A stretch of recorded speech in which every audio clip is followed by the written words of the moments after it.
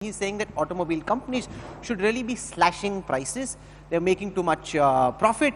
And for example, some of the royalty payments, which he didn't mention, but you should be, that's where you should be cutting down. If you slash prices, demand will see a spike. Part of the responsibility and the onus is on companies such as yours. There is something called the price elasticity of demand. Sure. And in economics, we know that altogether. I don't know how much we are, how much of that are we utilizing? Let Mr. Bhargav respond to that. Do you want to respond to that? Because this is something that government is throwing back at the auto sector, saying slash prices. You're making too much profit. You need to cut prices. Demand will spike. Don't come crying to us. Don't run to us. Take your part of the responsibility. You know, Rahul, at this stage, a debate on whether anybody is making too much profit or not requires you to look at the balance sheet of all the car companies in India. And most of the car companies are making losses.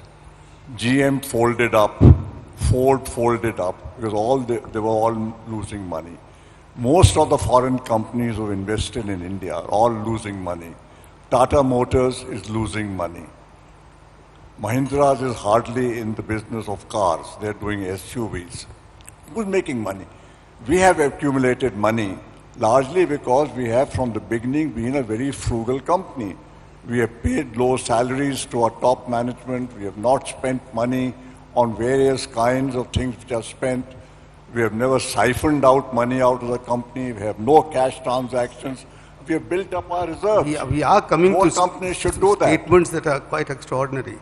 Siphoning out money, Mr. Bhargav. I mean, you know, but would you tell us also as to what is your export revenues? Or also tell us as to what sort of, you know, royalty payments have you made?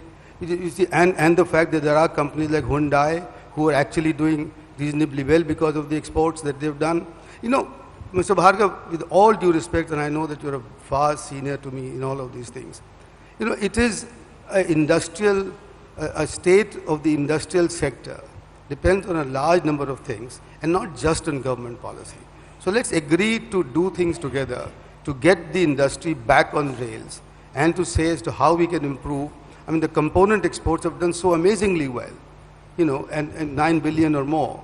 So the OEMs, have they followed suit?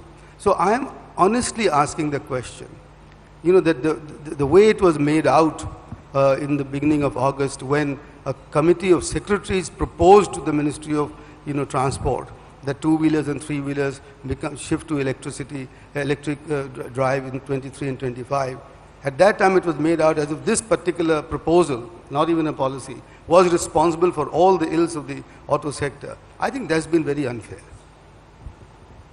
You know, you have raised a number of questions, sir. As far as exports are concerned, we are exporting about 120,000 cars a year.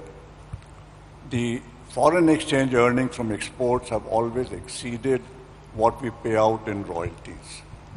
With the technology which we get, we have been exporting even to Japan. There's hardly any manufactured product out of India which goes to Japan. What has happened this year is that we have decided that all the standards of automobiles here will be at the level of the European standards. They cost the same. The ability of the Indians to pay is far lower than the ability of people outside. You're talking of price elasticity. Nobody has looked at price elasticity before they keep increasing the actual cost of production by changing regulations.